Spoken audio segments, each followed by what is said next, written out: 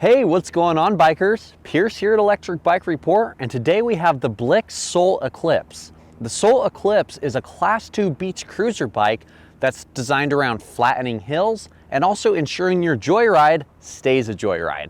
Between the comfort aspects of this bike and its overall performance, this is a very smooth sailing cruiser. I'll get into why in the review. Let's get started.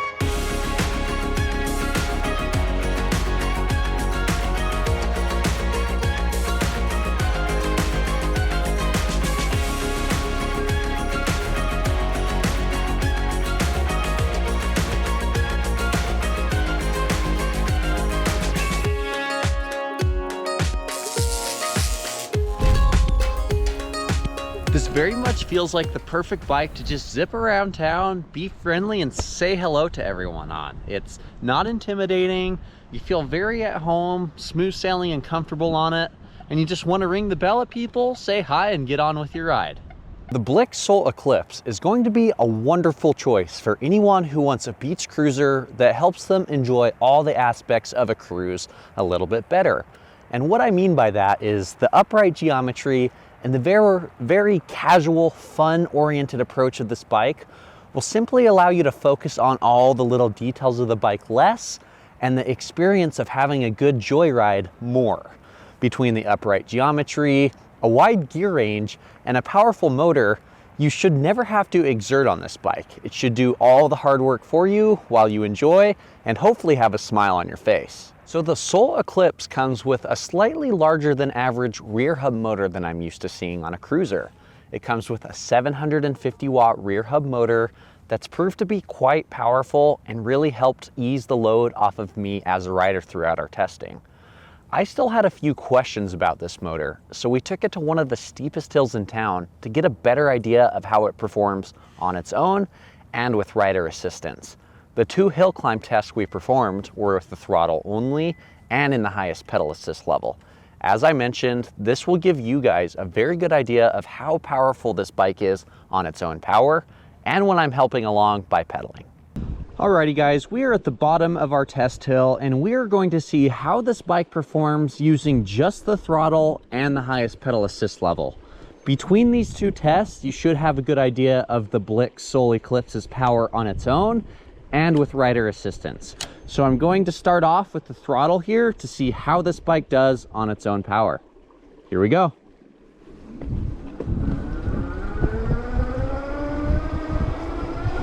So right off the bat, some very solid acceleration. I am up to the bike's top throttle speed of 20 miles per hour going into our hill.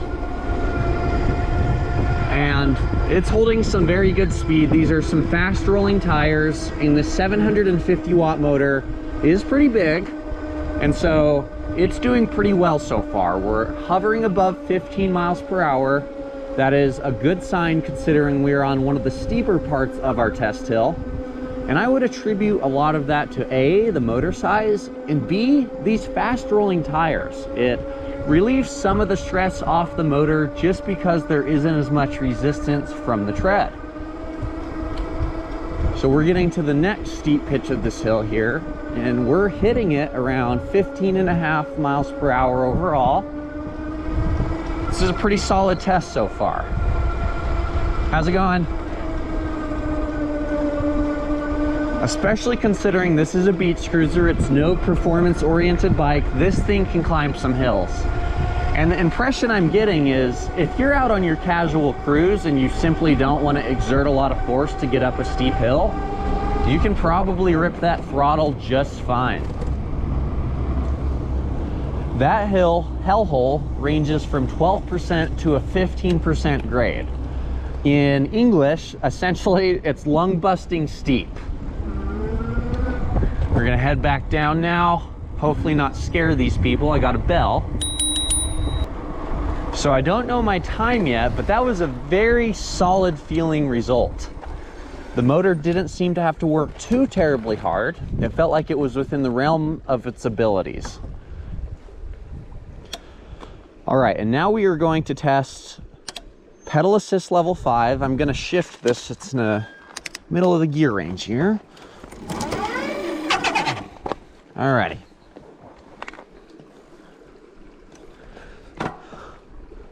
All right, here we go. We're about to conduct the pedal assist level 5 test. Pretty much this bike doing everything it can while I pedal it. Here we go.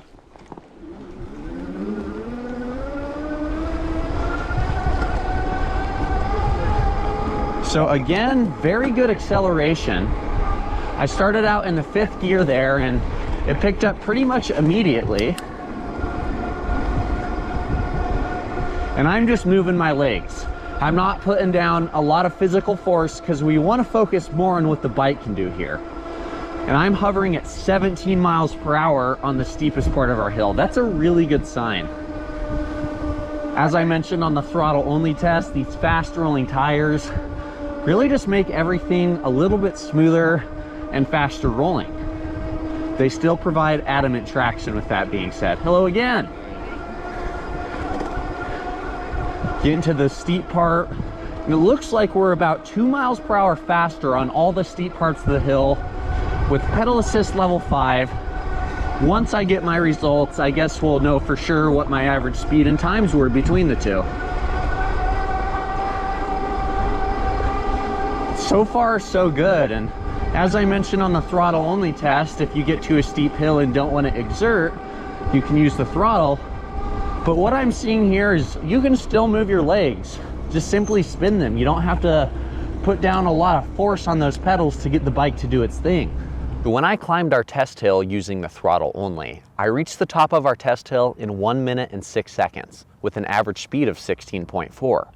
When I climbed our test hill in pedal assist level 5, I reached the top of our test hill in 59 seconds with an average speed of 18.4. Between these two results, I was very impressed. One of the main reasons being is the motor really never seemed to be fazed by the steepness of the hill.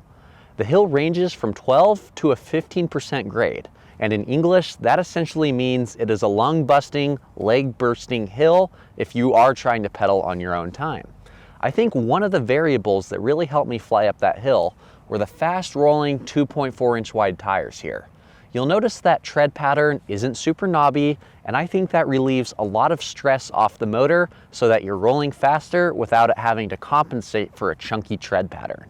Another one of the things that was helping me on our test hill was the 7-speed Shimano Drivetrain here.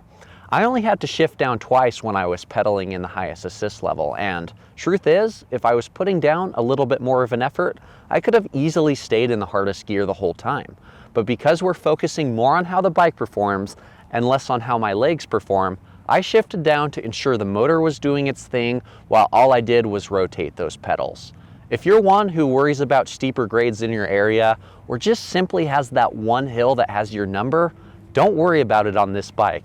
The 750 watt rear hub motor and 7-speed drivetrain will do a wonderful job ensuring you'll get to the top without a drop of sweat.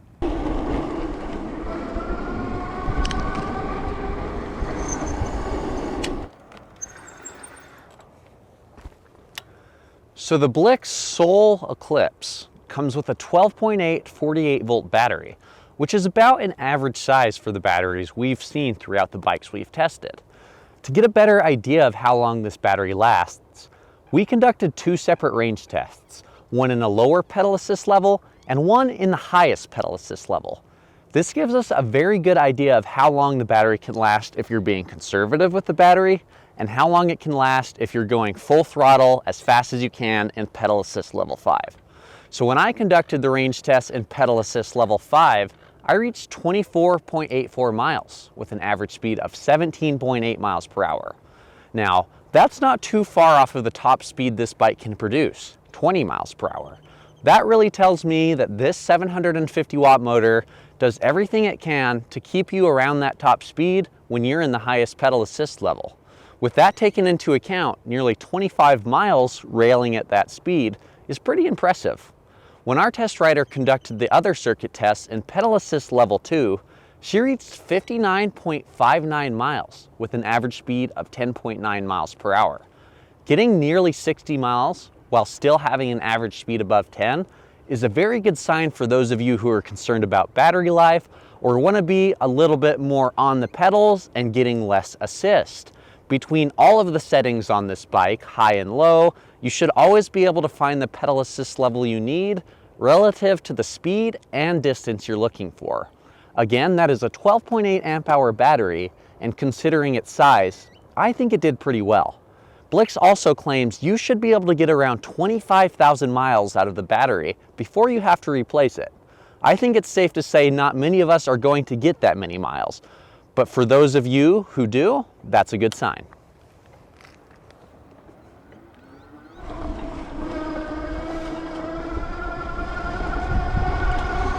Alrighty guys, so I wanted to talk a little bit more about your handlebar cockpit setup here, because this is what's going to be in front of you whenever you're riding the Sol Eclipse. So let's go ahead and turn on this display.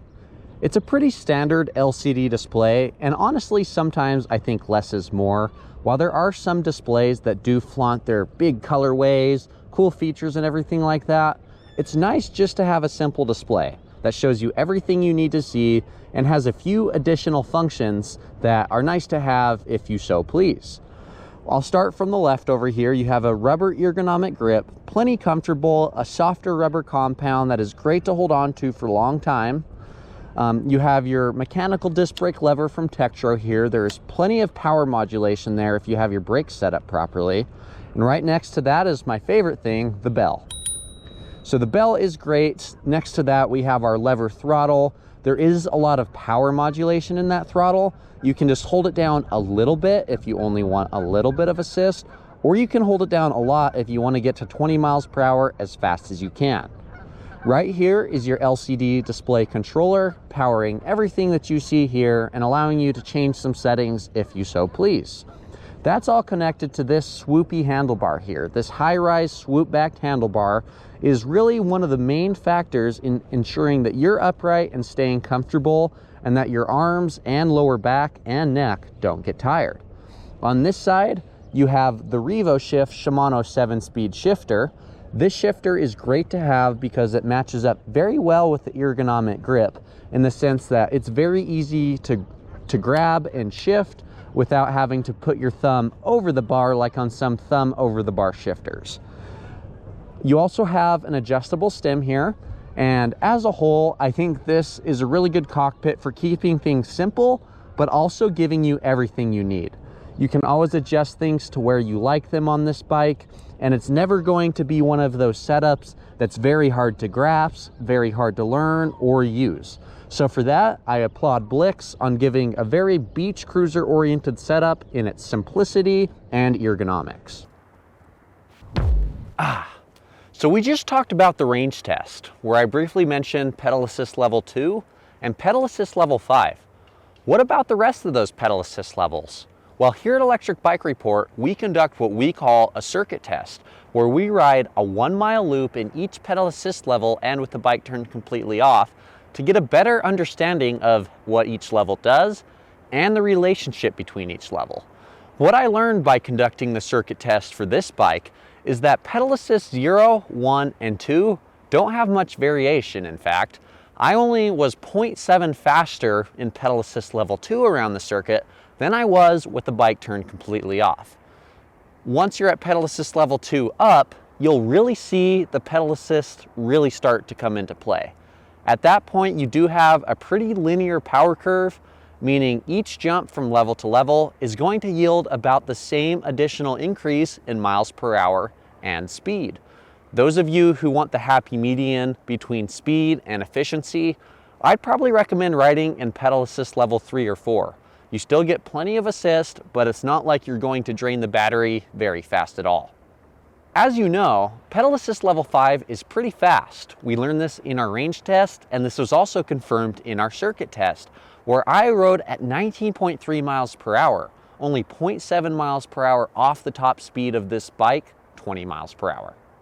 So you speed demons are probably wondering about pedal assist level 5, just like on the range test. Well, I rode at an average speed of 19.3 miles per hour, just 0.7 miles per hour off this bike's top speed of 20 miles per hour. So the Blix Sol Eclipse comes with Tektro mechanical disc brakes, and those are hooked up to 160 millimeter rotors front and rear. For the beach cruiser style bike that this is, on paper, that seems like enough stopping power. However, just to be sure for you guys, we've set up cones on 5-foot increments over a span of 25 feet to get a better idea of how these brakes perform. We're going to stop 5 total times from 20 miles per hour and take the average stopping distance. This should give you a rough ballpark idea of how long it's going to take you to stop. Couple things, I'm around 165 pounds, and these brakes are set up about in the middle of their stopping power to get the best of both worlds. So let's see how it goes.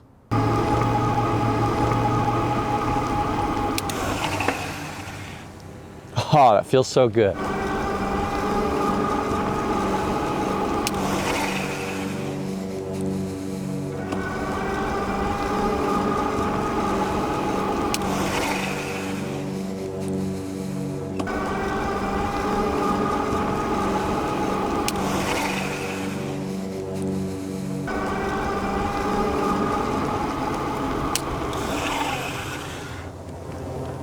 Alrighty guys, so I just finished up the brake test. That was 5 total tests, all from 20 miles per hour. It ended up taking 16 feet, 8 inches on average for me to stop. For this being a beach cruiser and these being mechanical disc brakes, I would deem that a very solid stopping distance. Anything below 20 feet for this style of bike I would consider to be safe, and being around 16 to 17 feet throughout all of our testing was a really good sign. Basically, it gave me the impression if I ride this bike how it's supposed to be ridden, the brakes are going to be plenty powerful for anything that I'm going to put this bike through. So again, these are 160 millimeter rotors front and rear, and those are paired up with Tektron's mechanical disc brakes. I think they did a great job. Alrighty guys, so it has been a fun day testing out the Blix Sol Eclipse, and I wanted to dedicate some time to really bring this bike into a full circle and give you a good idea if it's the right bike for you. So as far as comfort goes, this bike is one that I would definitely consider to be very comfortable. I put in over 40 miles on this bike, and not once did I think to myself, man, I'm uncomfortable because of the position this bike has put me in. That's mainly due to our wide comfort saddle here, these ergonomic rubber grips, and the swept back handlebar. For those of you who are maybe a little bit shorter, taller, or just want a different riding position, you can also adjust your stem here too. So there is a lot of adjustment. This bike fits anyone between 5'2" and 6'1" very comfortably. And I would say if you are one who does typically get uncomfortable, whether it be your bum getting sore from the saddle or your lower back from the positioning, neither of those things are really an issue on this bike. It's also very apparent to me that Blix does care about their bikes that they produce. These aren't just a piece of inventory for them. There is some care. You can tell in the fine details, like how this bike comes in 4 colors, or how they include a water bottle mount on the frame there. While that may seem pretty minor, these are some things a lot of companies overlook, and these are the little things that really add up to a full experience that you gain from the bike. The handling of this bike feels very casual. It incentivizes taking turns slow, boosting up hills with the throttle, and really just taking in the view that you have around you and really ensuring that you have a fun, smooth, comfortable ride. You continue to hear me talk about taking in the view, having fun, being comfortable, and that's really what this bike is. It also doesn't really even look like an e-bike. At first glance, if you're not looking at the battery pack, you couldn't really tell that's not a standard beach cruiser. I think you're going to turn a lot of heads if you're on this bike, and you're also going to want to ride a little bit more than you would on a less comfortable, less powerful beach cruiser. With all of that being said, I really appreciate you guys watching today. I always love reviewing these bikes and seeing what you guys have to say in the comments. Be sure to let me know what you think of the review in the comments below, and also what you'd like to see me review next. For those of you wanting more info, don't worry, I've listed a written review where I go into the nitty-gritty details of this bike in our description below. Right next to that, you'll see the like button and the subscribe button. If you hit both of those for me, you help our channel out a lot, so we can continue doing a better and better job creating e-bike content and reviews for you guys. With all of that being said, my name's Pierce with Electric Bike Report. This is the Blix Sol Eclipse, and I'll see you next video.